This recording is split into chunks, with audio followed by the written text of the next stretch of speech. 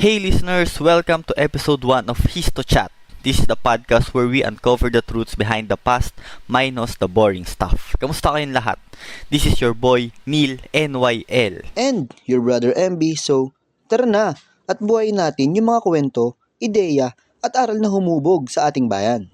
Kung saan akala na nakakarami sa atin ay alam na natin bilang isang Filipino.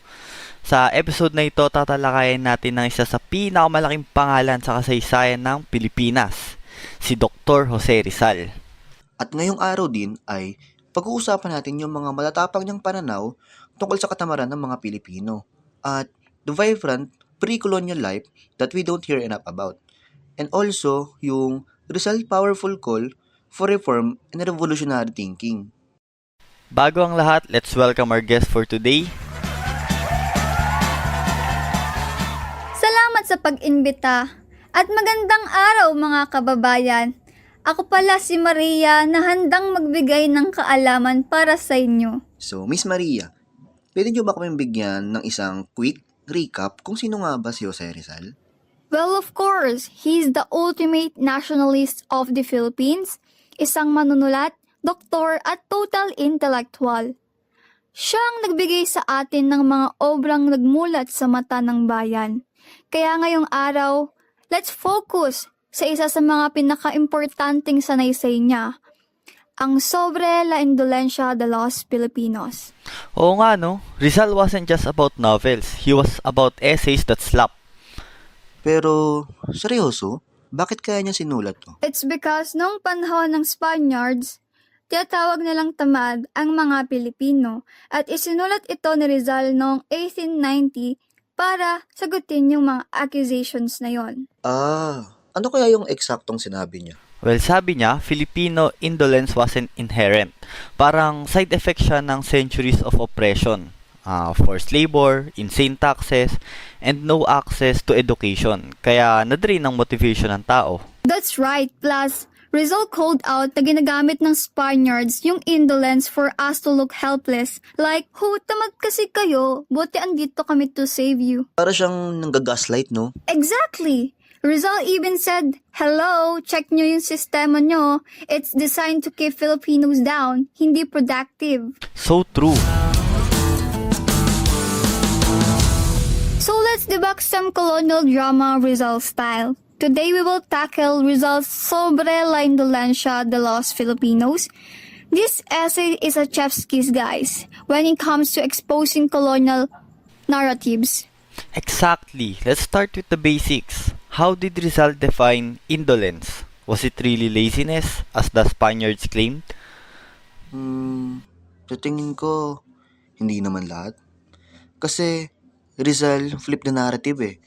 So, para kasi sa kanya, indolence wasn't laziness eh. But, it was forced inactivity caused by systematic warriors.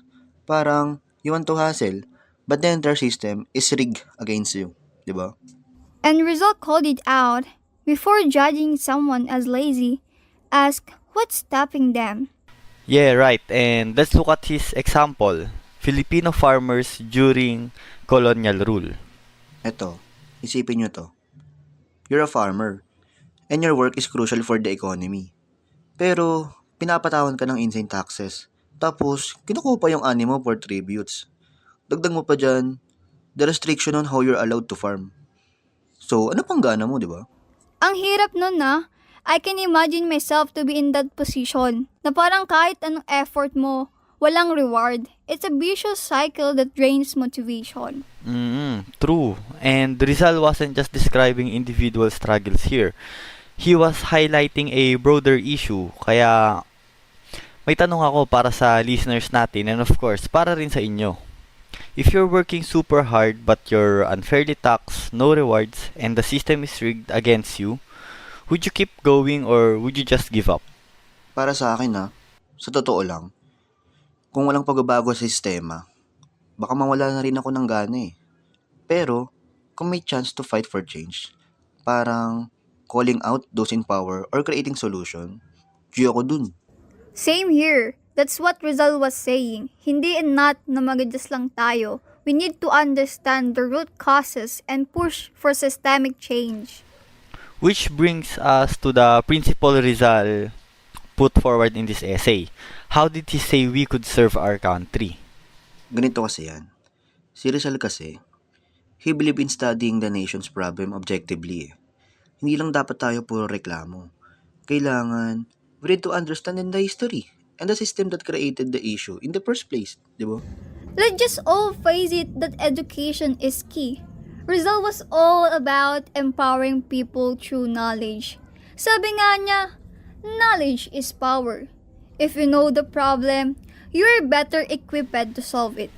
Exactly. Rizal also emphasized calling out colonial exploitation. Dapat alam natin ang mga policies at practices na nagpapahirap sa tao para mahanapan ng solusyon.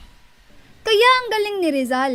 He didn't just criticize the tamadang Pinoy stereotype, he gave us tools to dismantle it and rise above it. And that's why this essay remains relevant. It's not just history. It's a blueprint for understanding systemic oppression and taking action. Ang dami nating realizations ngayong araw, no? Imagine, if more people understood Rizal perspective, baka mas productive at empowered pa ang society natin sa ngayon. Tumpak ka dyan. It's not about blaming people for indolence, but addressing the conditions that create it. And on that note, we've unpacked a lot today. Don't forget to like, share, and subscribe. Sa next segment, we'll explore Rizal's rebuttal to the indolent stereotype and how it resonates in modern times. Sana guys, marami kayong natutunan sa araw na to. Kaya, stay tuned! This has been your boy, Neil NYL. And also, your brother MB guys. Once again, I'm Maria at nagsasabing, ang kaalaman ay kalayaan. Hanggang sa muli mga kahisto chat, paalam!